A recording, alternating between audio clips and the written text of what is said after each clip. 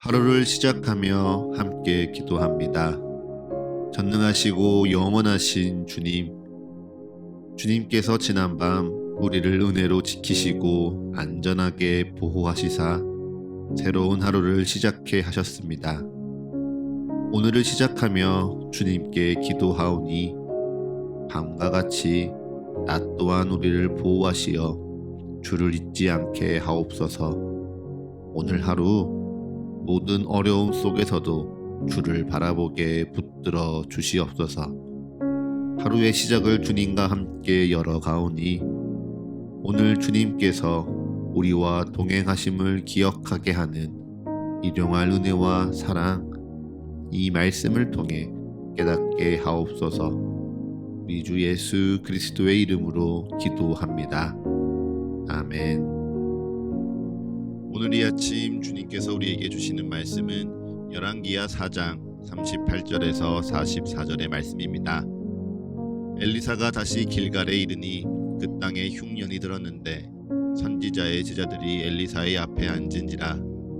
엘리사가 자기 사환에게 이르되 큰 솥을 걸고 선지자의 제자들을 위하여 국을 끓이라 하매 한 사람이 채소를 캐러 들에 나가 들 포도 덩굴을 만나 그것에서 들 호박을 따서 옷자락에 채워가지고 돌아와 썰어 국 끓이는 솥에 넣되 그들은 무엇인지 알지 못한지라. 이에 퍼다가 무리에게 주어 먹게 하였더니 무리가 국을 먹다가 그들이 외쳐 이르되 하나님의 사람이여 솥에 죽음의 독이 있나이다 하고 능히 먹지 못하는지라. 엘리사가 이르되 그러면 가루를 가져오라 하여 솥에 던지고 이르되 퍼다가 무리에게 주어 먹게 하라 하매 이에 속 가운데 독이 없어지니라. 한 사람이 바알 살리사에서부터 와서 처음 만든 떡 곧 보리떡 20개와 또 자루에 담은 채소를 하나님의 사람에게 드린지라. 그가 이르되 무리에게 주어 먹게 하라. 그 사환이 이르되 내가 어찌 이것을 100명에게 주겠나이까 하나 엘리사는 또 이르되 무리에게 주어 먹게 하라. 여호와의 말씀이 그들이 먹고 남으리라 하셨느니라. 그가 그들 앞에 주었더니 여호와께서 말씀하신 대로 먹고 남았더라. 아멘. 다시 한번 주님께서 우리에게 주시는 말씀을 읽을 때에는요, 각자의 눈으로, 입으로, 그리고 마음으로 말씀을 따라 읽겠습니다. 그리고 잠시 주님께서 각자에게 주시는 말씀 앞에 머물러 기도합니다. 각자의 마음에 울리는 단어, 표현, 문장에 머물러 기도합니다. 주님 내게 말씀하소서. 주님 내게 듣게 하소서.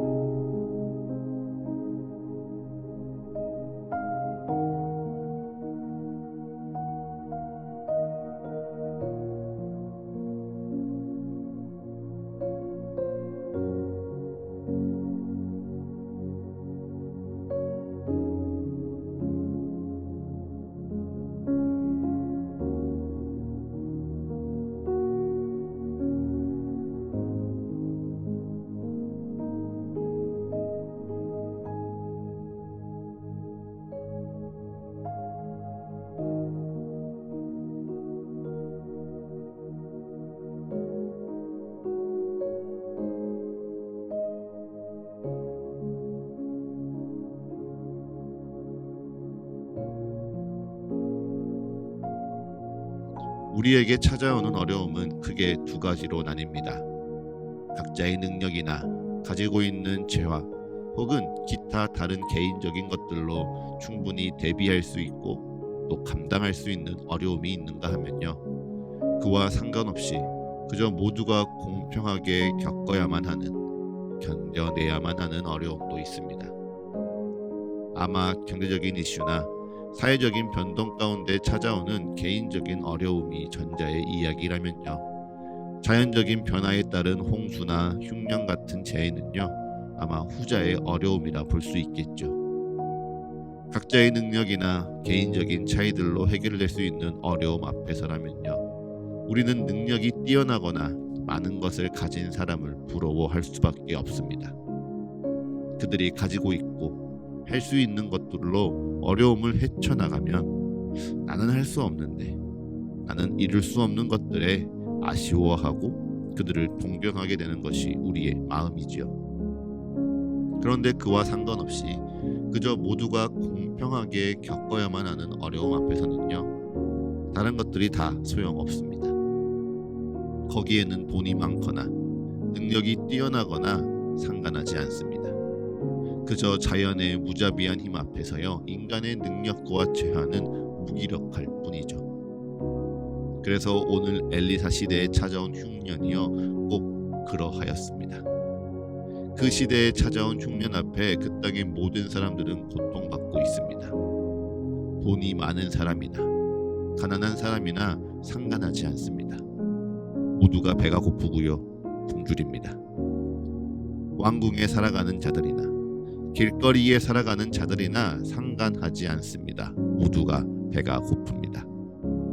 심지어 바알과 아세라를 섬기는 자들이나 하나님 여호와를 따르는 이들이나 상관하지 않습니다. 모두가 먹을 것이 부족하고요, 모두가 어려움을 견뎌야만 합니다. 사실 이 모습은요, 우리가 알고 있는 축복과 심판의 프레임과는 조금 달라 보입니다. 분명 애굽 땅에서 이스라엘 백성들을 하나님께서 건지실 때에는요, 하나님께서는 이스라엘과 애굽을 분명하게 가르셨습니다. 애굽 백성에게는 하나님께서 재앙을 내리셨지만 이스라엘 백성들은요, 털끝 하나, 손끝 하나 다치지 않도록 보호하셨습니다. 온 땅에 개구리가 가득하고 이와 벼룩으로 사람들이 고통받고 하늘에서 우박이 내리고 메뚜기 떼가 창궐하여 애굽 땅이 황폐하게 변할 때에도요, 하나님은 이스라엘 백성들이 살아가는 그 땅만큼은 따로 지키시고요, 따로 보호하셨습니다. 우리가 믿고 경배하는 하나님이요, 그러하셨던 하나님이십니다. 그러하실 수 있는 하나님이시죠. 분명 우리 하나님은 그러한 하나님이신데요, 오늘의 말씀을 돌아보면요, 모두가 흉년에 고통스러워합니다. 모두가 흉년에 배고파하고 있죠. 그래서 선지자의 제자들 중 한 사람이요, 들에 나가 들호박을 따서 국을 끓입니다. 먹어봐서 먹을 수 있어서 그랬던 것은 아닌 것 같습니다. 그저 배가 고프니 먹을 수 있을 것 같아 보이는 그 모든 것을 다 넣고 다 끓인 것이죠. 그리고는 이를 퍼다가 무리를 주어 먹게 하였더니 다행히 그 중에 한 사람이 크게 외칩니다. 하나님의 사람이여, 솥에 죽음의 독이 있나이다. 아마 들호박에 매우 위험한 독이 있었나 봅니다. 그것을 먹는 사람에게 매우 유해한 것이 있었겠지요. 그리고 이것을 알아본 한 사람이요, 그것을 먹지 못하도록 제재를 가합니다. 그러자 엘리사가 어떠합니까? 정체불명의 가루를 가져오라 하여 솥에 던집니다. 그리고 이를 퍼다가 무리에게 주어 먹게 하라 하매 솥 가운데 독이 없어집니다. 마법의 가루일까요? 아니면 엘리사가 민간요법에 능통한 사람일까요? 아직은 잘 모르겠습니다. 그런데 이어서 말씀을 계속 보면요, 한 사람이 바알 살리사에서부터 찾아옵니다. 그리고 처음 만든 떡, 곧 보리떡 20개와 자루에 담은 채소를요, 하나님의 사람 엘리사에게 드립니다. 엄청난 정성이죠. 모두가 흉년으로 고통받는 시기에요, 자기가 먹을 것조차 부족한 그때에 하나님의 사람을 위해, 그리고 선지자의 제자들을 위해 먹을 것을 내어주고 그것을 또한 기쁨으로 여기고 있으니 정말 아름다운 순종입니다. 문제는요, 이를 100명에게 먹이기에는 턱없이 모자라다는 것입니다. 분명 정성스러운데요, 그것을 나누기에는 턱없이 부족합니다. 그래서 사환은 툴툴댑니다. 어찌 이것을 100명에게 주겠나이까. 그러자 엘리사는 답하지요. 무리에게 주어 먹게 하라. 여호와의 말씀이 그들이 먹고 남으리라 하셨느니라. 아멘. 네, 여기까지 와서 보니요, 엘리사가 자신의 권위와 자신의 능력으로 이들을 먹이는 것이 아니었습니다. 자신의 권위로 조금씩 나누어 떼어 먹으라, 아껴서 모두가 먹게 하라 명한 것이 아니었습니다. 엘리사의 능력으로 가루를 넣었더니 솥에 독이 없어진 것이 아니라요, 엘리사가 여호와의 말씀대로 그들이 먹고 남으리라 선포하니 정말 여호와께서 말씀하신 대로 모두가 그 떡과 채소를 먹게 되었고요, 솥에 있는 그 국을 먹게 된 것입니다. 신기합니다. 그런데 이것이 엘리사의 기적이고 엘리사의 능력입니까? 아니요, 하나님의 능력이고요, 하나님께 순종하는 자에게 내리시는 기적입니다. 어렵고 힘든 시기에 하나님을 바라보는 자, 하나님을 따르는 자에게 부으시는 놀라운 축복입니다. 서두에 말씀드린 대로요, 애굽에서 이스라엘 백성을 구원하실 때 애국과 이스라엘을 가르시사 심판과 축복을 베푸셨던 우리 하나님이셨습니다. 그런데 그 하나님께서요, 오늘 말씀 가운데 굳이 이스라엘 땅에 흉년을 허락하시는데 그 흉년 가운데는 하나님을 따르는 자들과 하나님을 따르지 않는 자들을 구분하지 않으십니다. 왜요? 여기에 우리가 주목할 하나님의 뜻이 있기 때문이죠. 사랑하는 사과의 가족 여러분, 우리가요, 하나님의 말씀을 열심히 상고하고 묵상하고 지켜 행한다고 하여 우리에게 어려움이 없는 것입니까? 아닙니다. 세상의 사람들이 자기들에게 찾아올 어려움을 준비하고 이겨내기 위해서 능력을 갖추고 재활을 쌓아서 대비하는 것처럼 믿는 자들이 언제 찾아올지 모를 어려움을 준비하고 이겨내기 위해 말씀을 읽고 기도를 쌓고 내 순종과 성실이라는 믿음을 쌓아 대비하면 그 어려움이 찾아오지 않는 것일까요? 그 또한 아닙니다. 믿는 자들이나 믿지 않는 자들이나 삶의 어려움은요, 똑같이 찾아옵니다. 다만 그 어려움 앞에서요, 차이가 나겠지요.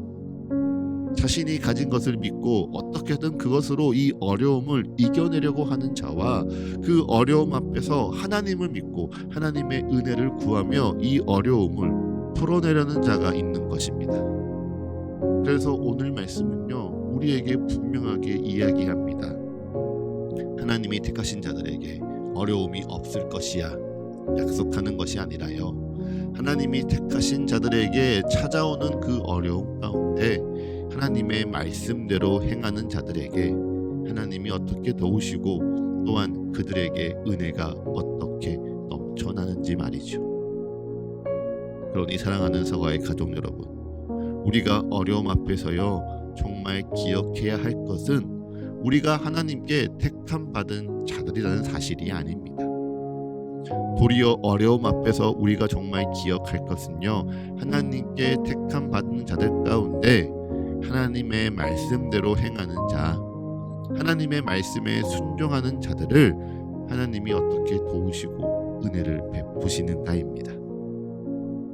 그러니 사랑하는 서가의 가족 여러분, 그리고 이 말씀 앞에 하루를 시작하는 주의 형제 자매 여러분, 기억하십시오. 우리에게 찾아오는 어려움 앞에서요, 우리가 진짜 붙들어야 할 것은 내가 정말 하나님의 택함을 받았느냐는 확신이 아닙니다. 도리어 우리에게 찾아오는 어려움 앞에서 내가 정말 하나님의 말씀이 들리는 대로, 보이는 대로, 아는 대로 순종하고 있느냐, 이것뿐입니다. 이 시간 축복합니다. 각자에게 찾아오는 어려움 앞에서요, 하나님의 택하심만을 자랑하는 그 미련에서 깨어나시기를, 오직 하나님의 택하심만을 기억하며 붙드는, 그래서 하나님을 도리어 찾지 않는 게으름에서 벗어나시기를 축복합니다. 그리고 정말 내게 찾아오는 어려움 앞에서요, 하나님의 말씀은 무엇이라 말씀하시는지 그 듣는 지혜와 받는 겸손과 따르는 순종으로 말미암아 정말 여호와께서 말씀하신 대로 먹고도 남는 은혜가, 차고도 넘치는 도우심이 오늘 하루 여러분의 삶 가운데 가득하시기를 간절히 축복합니다. 이제 잠잠히 오늘날을 향한 주의 말씀을 묵상합니다. 겸손히 오늘 내게 주신 주의 마음을 고백합니다. 그리고 담담히 오늘 나의 삶을 주님께 드리며 기도합니다.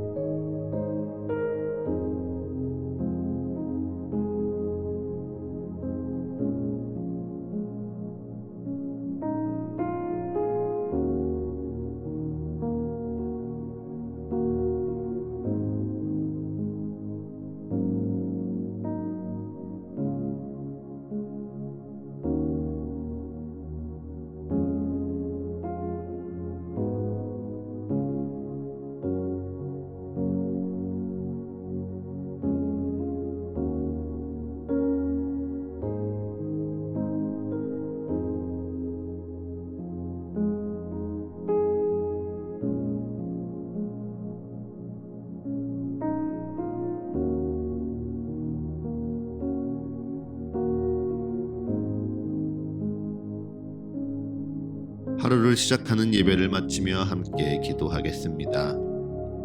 오늘 이 하루를 주님의 말씀으로 시작하며 주님께 기도합니다. 우리의 기도에 응답하시며 역사하시는 주님을 더욱 알아가고 사랑하는 이 하루 되게 하여 주옵소서. 이제는 우리 주 예수 그리스도의 은혜와 거룩하신 하나님 아버지의 끝이 없는 사랑과 모두를 하나 되게 하시는 성령의 역사가 오늘 하루 우리 모두와 늘 함께하게 하소서. 이 모든 간구 우리 주 예수 그리스도의 이름으로 기도합니다. 아멘.